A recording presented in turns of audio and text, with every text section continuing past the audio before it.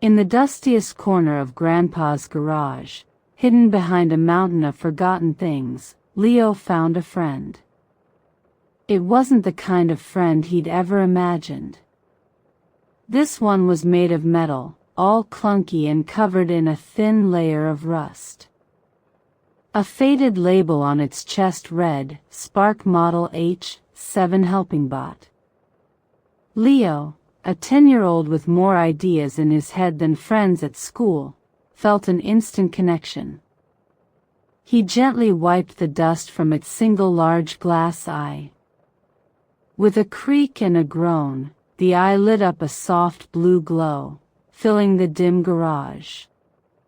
Greetings, Unit H7. Activate. State your chore command, the voice said. It was flat and mechanical, but somehow hopeful. Leo grinned. Chore command? I don't have any chores. My name's Leo. What's yours? The robot tilted its head. Designation, Spark. I am a helping bot. My purpose is to assist. Leo's imagination was already racing. Well, Spark, he said, my first command is let's be friends. Spark's blue eye blinked. Command not recognized. Friends is not in my chore database. Leo just laughed. This was going to be fun. Their first adventure wasn't saving the world, but baking a cake. It was Leo's mom's birthday, and he wanted to surprise her. Okay, Spark, Leo said, reading from a cookbook. We need flour, sugar, and eggs. Spark processed this. Affirmative. Locating ingredients.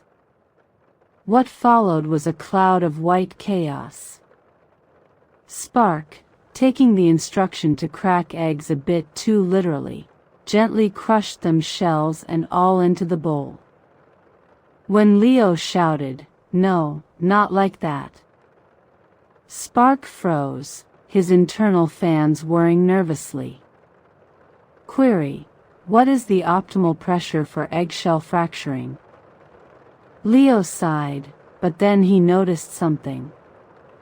Spark's blue eye was flickering with different colors, yellow, then a soft purple. What's happening to your eye? Leo asked. System anomaly, Spark replied. Encountering new data. This emotion you display, frustration? My processors are attempting to understand. Leo realized Spark wasn't just a machine, he was learning. It's okay, buddy, Leo said, patting Spark's metal arm. Frustration is what happens when you try to bake a cake with a robot. Let's try again, together. Word of Leo's metal friend slowly spread through the neighborhood. Not everyone understood. Some kids called Spark a walking tin can. Mrs. Higgins next door worried he'd rust on her prize-winning roses. Leo decided they needed to show everyone how amazing Spark was. He found the perfect opportunity. The old, forgotten community garden was overgrown with weeds. The neighborhood project is a go, Leo announced. Spark, equipped with a trowel and a watering can, was surprisingly good at gardening. His logical approach made him perfect for planting seeds in perfectly straight lines. Optimal depth for carrot seed is 1.27 centimeters, Spark would report. But his glitch was what truly made him special. He'd stop, mid-weeding, to observe a ladybug. Fascinating, he'd buzz.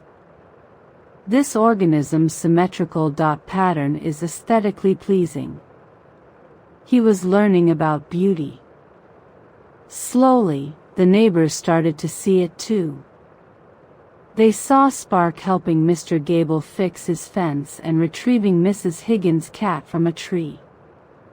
He wasn't just a machine, he was a helper, a friend. He was part of their community. But one sunny afternoon, everything went wrong. Leo had been teaching Spark about painting. They were by the duck pond, capturing the shimmering water on canvas. Spark, trying to mimic Leo's brushstrokes, accidentally flicked a glob of blue paint. It sailed through the air and landed right on the brand new white statue the town had just installed. Panic. A small crowd gathered. "That thing ruined it," someone yelled. "It's a menace." The town council was called. They said Spark was unpredictable and a potential hazard. They wanted to send him back to the factory to be dismantled. Leo was heartbroken. Spark didn't mean it. He pleaded. "He's just learning." That night, a dejected Leo sat in the garage.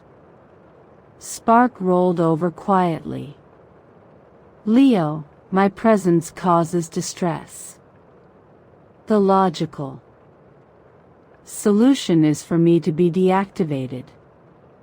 Leo looked at his friend's blinking blue eye, which was now a dim, sad color. "No, Spark," Leo said, his voice thick with emotion. "The logical solution is to show them they're wrong. You're not a hazard. You're my best friend."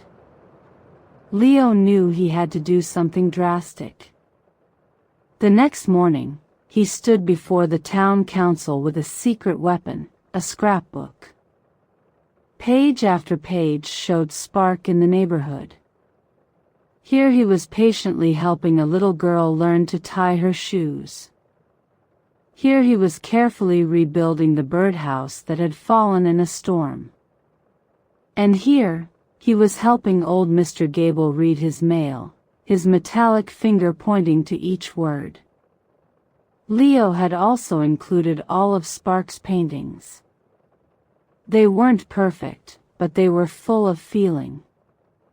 A painting of a sunset was a swirl of brilliant oranges and purples. A painting of a laughing child was a burst of bright, joyful yellow. "Spark isn't just a helping bot," Leo explained, his voice shaking a little. "He helps us, yes. But he also learns from us. He sees the world differently. He sees the beauty in small things, things we all walk past. He's not broken or obsolete. He's just different. And different is good." There was a long silence.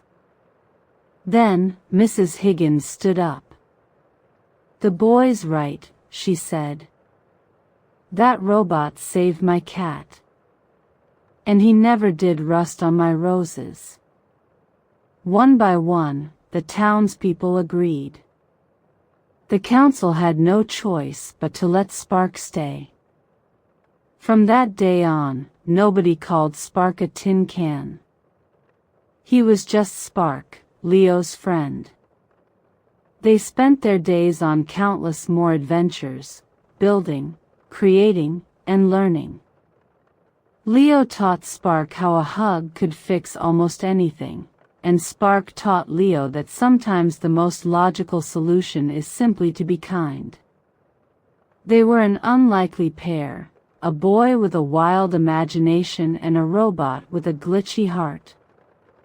But they proved that the strongest bonds aren't built on being the same, but on celebrating what makes each of us unique.